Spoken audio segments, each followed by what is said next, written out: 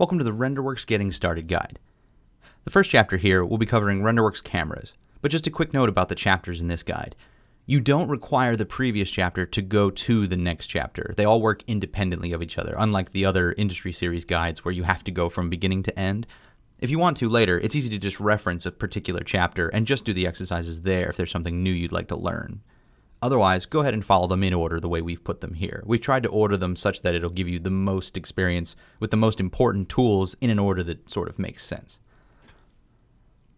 First thing, we'll go to the visualization toolset, and we'll click the Renderworks Camera tool. There's other ways to create Renderworks cameras, but just 2D is very easy. To give you an idea of this model here, the front little bit here is a pool. This is a small patio, a small front addition porch on the document, and this is the main part of the house here. So we'll just be clicking once here, which will first set the location of the camera. So if you were holding a physical camera, that's where you'd be standing. And we want to aim this generally at the middle of the front part of the house here. There we are. Now, with that camera object selected, click Activate Camera, which is going to take our view directly in to look at what that camera is looking at. And we're pretty close. This is almost what we want. However, you'll notice it doesn't look like a rendering. That's generally because the default for most views is wireframe. There's two places that will be. We created this Renderworks camera in wireframe, top plan view. So anytime we come back to this camera, it will revert to wireframe. But I'd rather it be OpenGL, so we'll hit that. And now, that just changed the Renderworks camera. To change the actual rendering mode, we'll go to View, Rendering, and OpenGL. OpenGL will tend to render very quickly after you've done it the first time. I've already used OpenGL in this document, so mine was instantaneous. If you go back to wireframe view after you've rendered OpenGL and then back to OpenGL, it will become quick again. It's just the first time that takes a while for the geometry to calculate.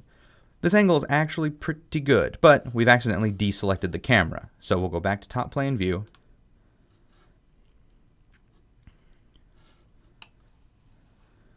click the camera, and click Activate Camera.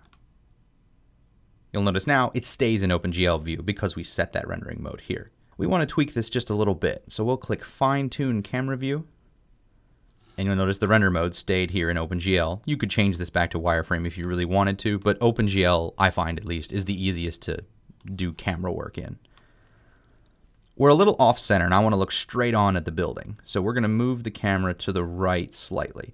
This will move, camera move left-right, will move the camera in relation to where I'm looking. Do you see how that middle bar in the window there stays exactly the same spot? And has a little selection handle below it? That's because I've selected that almost exactly.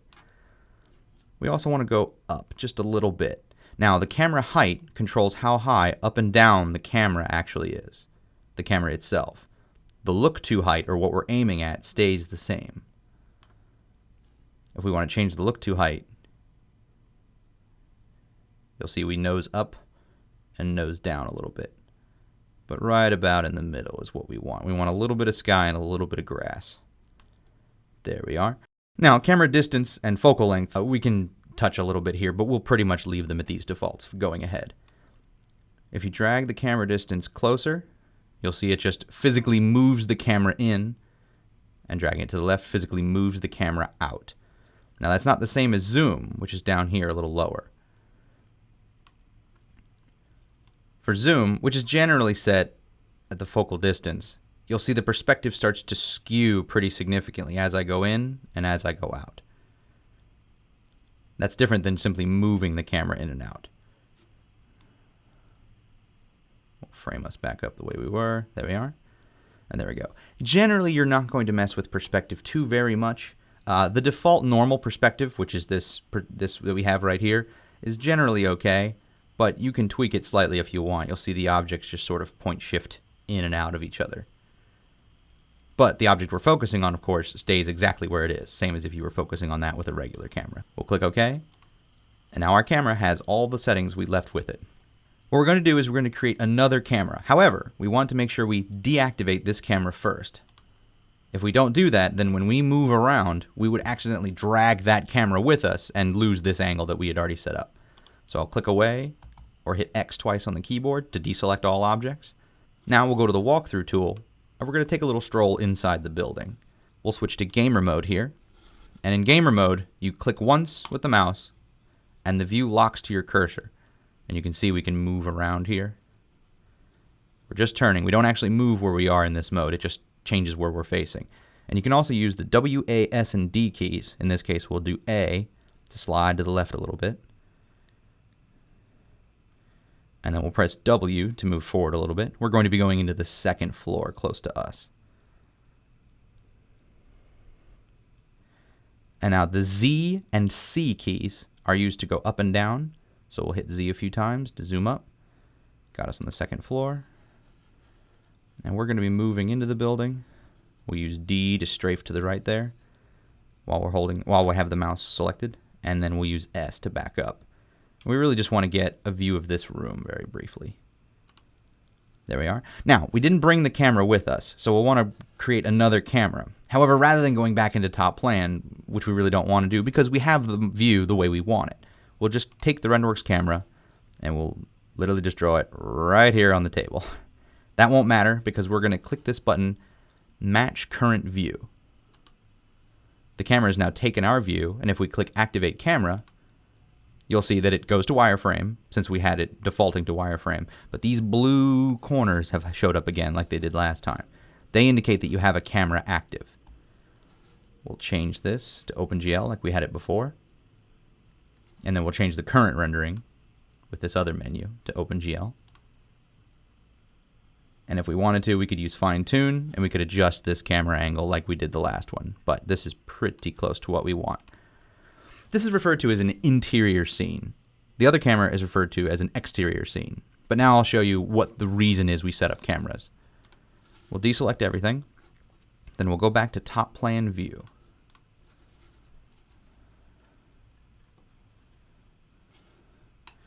You'll see here camera 5 and camera 4. Cameras number themselves automatically after you created them. I've apparently made 3 more in this document, so they would have been cameras 1, 2, and 3. We just made 4 and 5 here, which should be the same numbering for your document. If I click this camera and then click Activate Camera, I'll be taken to that same view I was before. And if I go back to top plan view, select the second camera, and click Activate Camera, there's the second view I set up. This makes it very easy to quickly navigate back to places in your document without having to do a bunch of save views or without having to manually use the walkthrough tool to get there every single time. Cameras can also maintain settings such as rendering, perspective, and things like that, which works similarly to saved views, but there's something else that we want to cover too. Cameras can be attached to viewports directly. So we currently have an active Renderworks camera. I'm going to go to View and Create Viewport. You'll see a little notice. It says that the selected Renderworks camera object can be used for the viewport's view. Do you want to link the camera to the viewport? And I do want to do this. I'll say yes. And we don't need to mess with this too much. We can just create new sheet layer. And we'll just call it My Renderworks Cameras. We'll leave the properties as default. That's fine. Hit OK and hit OK. Now we'll be taken to a sheet layer with our viewport on it. And we can see that it's in wireframe. That's just because it hasn't been updated before. If we hit update, it'll render in OpenGL, the same as if we had it in the actual document. Now keep in mind when I do these renderings, OpenGL didn't take very long at all, but some of the other renderings may take quite a long time. If that happens, I'll warn you that I'm going to skip ahead, and you can just pause the video while you wait for yours to update. Now we see I have my viewport, but if I go back to my document, so we'll click in the layers, and we'll go back to the cameras layer, which is where we were editing the cameras before. See, OpenGL, right where we left. We'll go back to top plan view. And we'll do the same thing to this other camera. We'll select this. We'll make that the active camera. Look familiar? And we'll go to View, Create Viewport, and we'll put it, it'll ask us the same question. You can say always do the selected action here as long as you know this is what you want. You don't always want to create a viewport from a camera, but if you leave this alert message up, you'll make sure you never accidentally do it in the future. Put it on that same sheet layer and click OK. There we are. Now we have our exterior and interior renders. And we'll update that to OpenGL as well. And now, if we want to, if we go back into top plan view, on that layer. We'll go back to the cameras layer, and it'll still be in that camera view. We'll go back to top plan view though. You'll see these cameras are no longer present. That doesn't mean they're gone, they're just no longer here on the document area. If we want to change those later, we can go back to our sheet layer, My Renderworks Cameras, and we can edit those cameras through the viewports. Right click on a viewport and you can choose Edit Camera, and it's going to alert you what is going to be done. You can delete the camera if you want, but what we're going to do, we'll hit OK for this. You'll see in the Object Info palette that a Renderworks camera is selected by default. If you ever accidentally deselect it and you have a hard time finding it again, just click Return to Viewport and then click Edit the Camera again. It'll bring you right back in and the Renderworks camera will be selected. Go ahead and hit Return to Viewport now. And in the next chapter, we're going to cover Renderworks camera effects, which is the main reason we made these two viewports from cameras.